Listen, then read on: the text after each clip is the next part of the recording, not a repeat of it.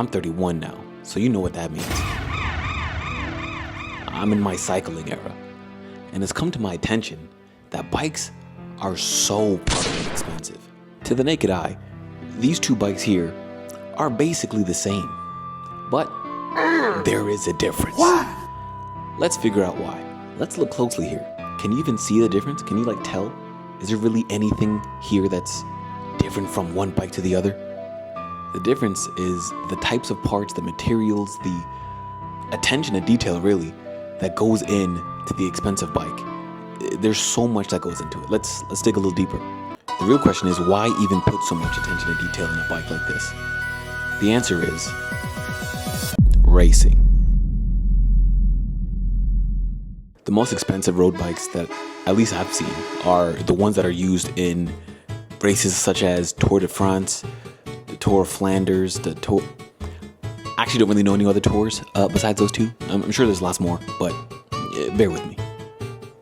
I know that there are other more expensive bikes than just race road bikes and stuff like that, but I'm just gonna focus on the bikes that people primarily use, that you'll actually see maybe on the day-to-day, not this gold-plated piece of headassery. So within the road bike category, there are road bikes that you, like I said, for Tour de France, all that good stuff. Then there's gravel bikes, and then there's fixed gear. But fixed gear is a different kind of bike for a different kind of person. But for the most part, these bikes get expensive to gain a competitive edge against the competition. The components that go into making this bike so expensive are primarily things that make the bike lighter, more aerodynamic, and they also use materials that allow the bike to still have a level of robustness, so they can withstand what the riders and the race course throw at them. There are regulations in place to ensure that the races don't include bikes that give riders an unfair advantage. So most road bikes look similar depending on the type of racing or riding that the bike is meant for. Moving on to mountain bikes.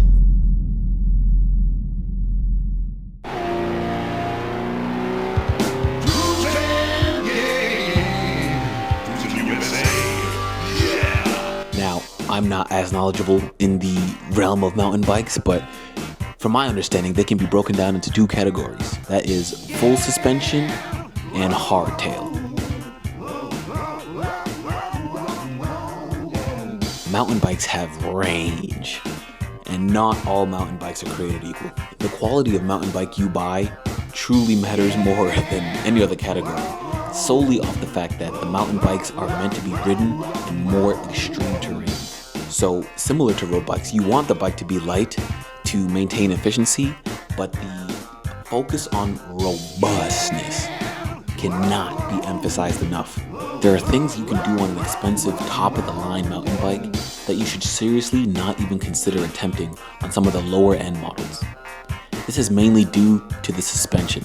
Now, you can always modify a lower-end bike with higher-end suspension, but if you're buying new, then mountain bike with high-end suspension will more than likely come with a lot of other high-end components in different areas of the bike.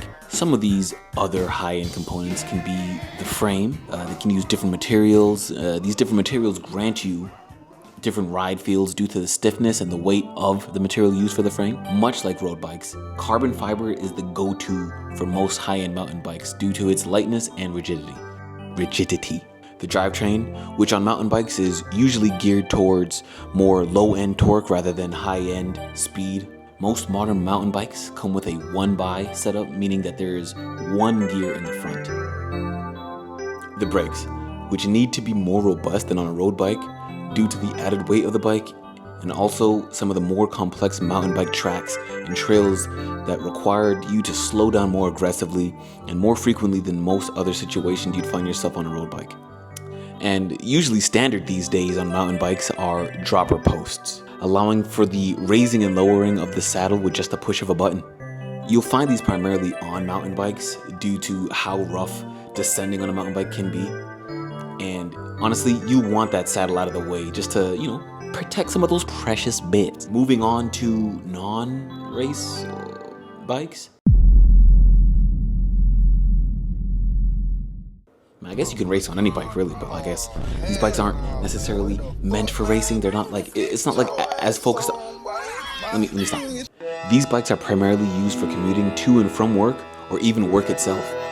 In this category, you got beach cruisers, utility bikes, city bikes. I feel like every category of bike has their die-hard fan base, and surprising me the most is the cruiser bike fan base. I didn't know it ran that deep.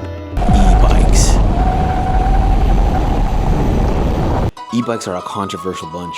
To some, they are a blasphemous addition to cycling and taint the very nature of what it means to be a cyclist. But to all those without Lycra brain, e-bikes provide a new level of accessibility. E-bikes can get more people into cycling because of the lower level of fitness needed to start cycling. With that being said, you can still get a great exercise on an e-bike despite what those cycling purists tell you. There are many different types of e-bikes, but primarily there are two ways in which e-bikes propel the cyclist.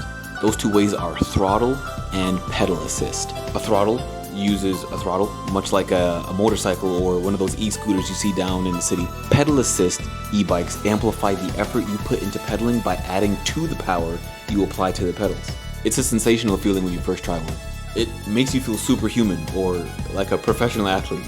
So this new era of my life in terms of cycling, I don't know if it's just a thing once you turn 31 or once you hit your 30s, you have to just start cycling. I'm not the only one, trust me.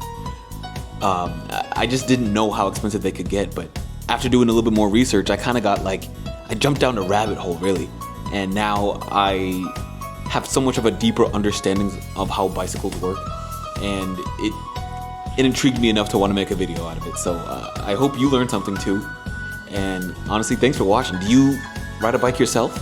Which kind of bike do you ride?